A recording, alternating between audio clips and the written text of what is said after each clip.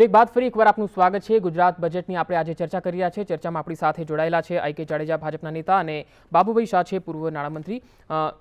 જાડેજા સાહેબ, આપને પૂછવા માંગીશ, આ બજેટથી હવે સસ્તું શું થશે? પ્રજાને જે રીતે અચ્છેદિનના વાયદાઓ કરવામાં આવ્યા હતા, હવે આ બજેટથી રાહતો મળવાની વાત કરી છે, કરોડોની ફાળવણી થઈ છે, હવે સસ્તું શું થશે એ એક વખત કહી દો। કેટલીક બાબતો સસ્તી થવાની તો પ્રક્રિયા થશે જ, પરંતુ મૂળ પાયો પ્રજા જીવન સુખી કેવી રીતના બને, એની સુખાકારી કેવી રીતના વધે, એને પોતે સ્વાવલંબી કેવી રીતના બની શકે। ધારો કે દાખલા તરીકે એસટી નિગમમાં એસટી ભાડા જે હતા એમાં ઉતારો વેરો 17.5% ઘટાડીને 7.5% કરવામાં, 10%નો ઘટાડો કરવામાં આવે તો એસટીના ભાડા સસ્તા થશે જ।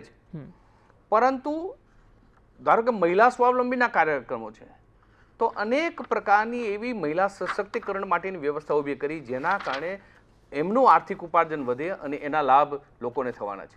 શ્રમિકો માટે, જે શ્રમિકો માટે આજ દિવસ સુધી કોઈ સરકારમાં આટલા મોટા પ્રમાણમાં વ્યવસ્થા થઈ નહોતી, એ વ્યવસ્થા કરવામાં આવી જેના કારણે શ્રમિક વર્ગને ખૂબ મોટા પ્રમાણમાં અનેક સુખાકારીના લાભ પ્રાપ્ત થવાના છે। એ જ પ્રકારે ખેતરની અંદર નાના નાના ગોડાઉન કે નેટ હાઉસ માટેની પહેલી વખત આ પ્રકારની વ્યવસ્થા કરવામાં આવી। આવી અનેક યોજનાઓમાં સબસિડી સહાય, વ્યાજનું સહાય, અન્ય પ્રકારની વ્યવસ્થા એક પૂરક બનાવવામાં આવી છે જેના કારણે એને સીધો જ પોતાને લાભ એ પ્રાપ્ત થવાનો છે।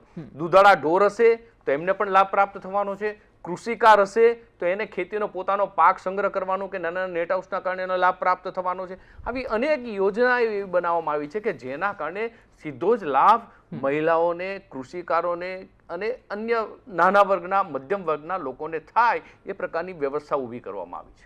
જી બાબુભાઈ, આપના મતે કઈ રીતે આ બજેટ મોંઘવારી વધારશે? કારણ કે શંકરસિંહ વાઘેલાએ પણ એ જ આરોપ લગાવ્યો છે। પહેલાં તો મારે આઈ કે જાડેજા સાહેબને એમ કહેવું છે કે બહુ પ્રાચીન નાનકડું એક દુહો છે કે પીપળ પાન જોઈને કૂપળ હસતી હતી અને પીપળાએ એમ કીધું કે મત હસો, તમારા પણ દિવસો અમારા જેવા આવવાના છે।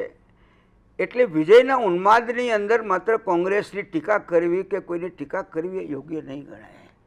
હંમેશા જીત પછી નમ્ર બનવું જોઈએ, માત્ર અહમ નહીં કરવો જોઈએ। અને આ બધી જે વાતો કહીને કે કૌશલ્ય વર્ધન માટે 1000 કરોડ રૂપિયા મને બતાવે, આની અંદર કૌશલ્ય વર્ધન માટે શહેરીમાં માત્ર 25 કરોડ રૂપિયા મહિલાઓ માટે રાખેલા છે।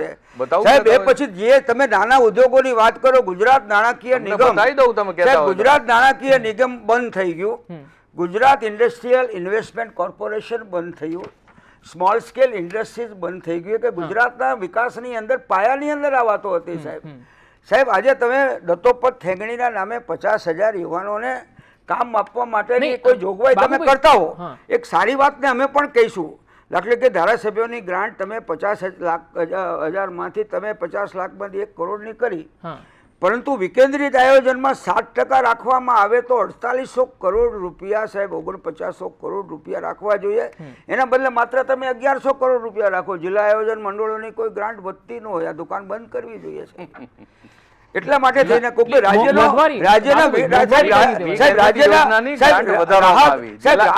આપવાની વાત જે છે ને, 47,000 કરોડ રૂપિયા વેટમાંથી, 16,000 કરોડ રૂપિયા અન્ય વેચાણમાંથી, 11,636 કરોડ રૂપિયા કેન્દ્રના કરવેરામાંથી ભાગ આવવાનો હોય, 18,835 કેન્દ્ર તરફથી અનુદાન હોય અને જાહેર દેવું 24,897 કરવા માટેનું માનનીય નાણામંત્રીએ બજેટની અંદર ઉલ્લેખ કર્યો છે। સાહેબ, અમને રાહતો આપવાની કેવી વાત, કુંભાર કામના માટે થઈ અને બજેટમાં આખી આઈટમ લખી અને એમાં કેટલા પૈસા આપવાના? વર્ષે 1 કરોડ રૂપિયા, માત્ર 1 કરોડ રૂપિયાની આઈટમ તમે 1,32,000 કરોડ રૂપિયાના, એની અંદર આઈસબર્ગન પણ ન કહેવાય, એક બરફની ટોચ પણ ન કહેવાય, આવી તમે બધી રાહતો નાના વર્ગને આપી અને સાહેબ મધ્યમ વર્ગ માટે થઈને અમદાવાદના રિંગ રોડ ઉપર જાઓ તો બંને બાજુએ જે હાઉસિંગના મકાનો જે થયા છે કોના વખતમાં છે? કોંગ્રેસના શાસનના વખતમાં થયા છે। તમારે જોતું તો 13 નંબરનું પાનું બજેટનું કાઢો, કૌશલ્ય વર્ધનનું 13 નંબરનું પાનું, એમાં પહેલો જ પેરેગ્રાફ કોંગ્રેસે 480 કરોડમાંથી 1100 શાસનની અંદર આ દેશની અંદર